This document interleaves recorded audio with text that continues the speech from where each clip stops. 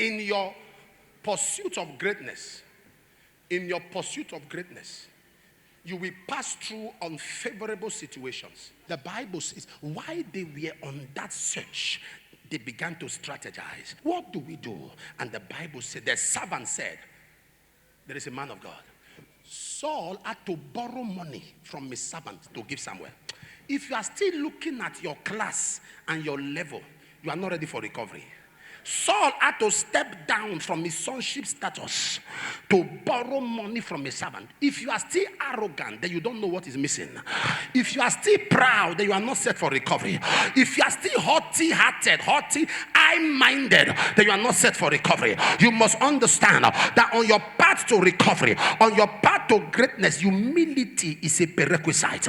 On your path to greatness, humility is a virtue. On your path to greatness, be low-minded is an asset. Am I speaking here? There are people today who could not find what was missing in life because they were too arrogant to stoop low. They were too arrogant to come down. They were too arrogant. Are you following what I'm talking about? Whatever you are today in life, any position that you acquire, any connection that you acquire, is a function of grace that found you. Have you respected people when they have position? Have you respected people when they have connection? Have you admired? Have you loved? Have you liked people? When all of those emotions are withdrawn, you start seeing how ordinary they are. You're not following what I'm talking about. When you withdraw emotions, you start seeing how ordinary, irrelevant. Have you seen a man called a governor of a state? When he leaves office, he can pass you by, you don't greet him.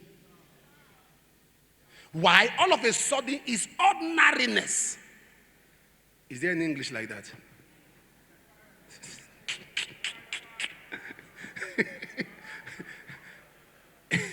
Is what?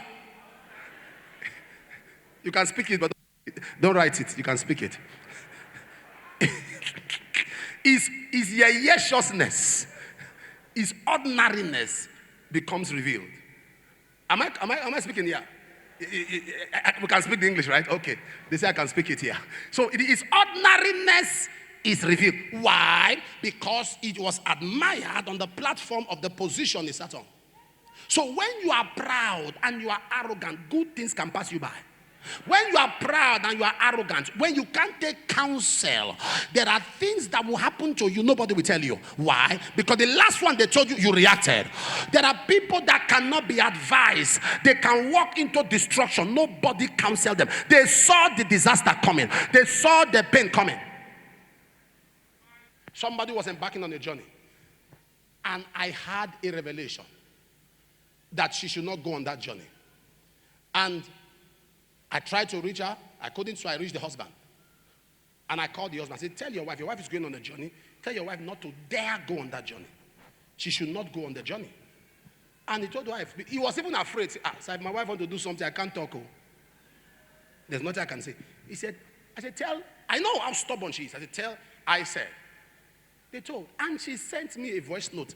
And there's something I hate. It is voice notes. It irritates me.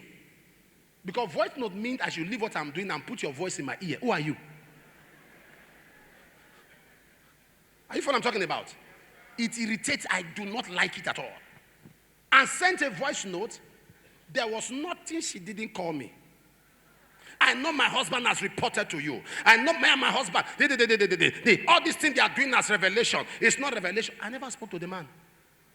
Papa, I respect you, and I don't want to lose that respect. Stay away from me and my husband.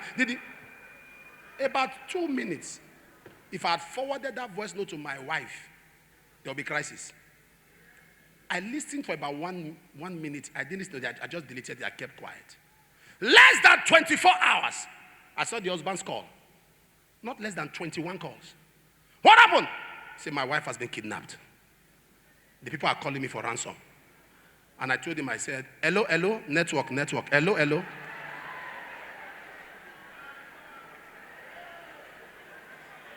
Network. The mistake she made, he said, please, Please help me. I even told them that I have a father. And mentioned my name. When they heard my name, they increased the fee.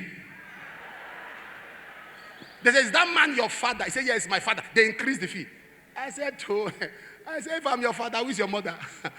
I don't father you. Go back. So when the husband was talking, he said, that's not true.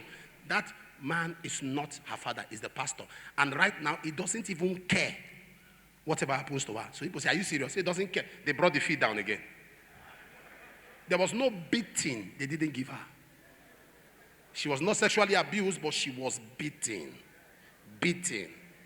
I'm giving this now because she permitted me to give it, to warn people against pride. She allowed me to give this testimony. Am I communicating? They beat. When she came out and they called me on video, she's light skinned, but I saw my daughter. This side black, this side purple, this side red.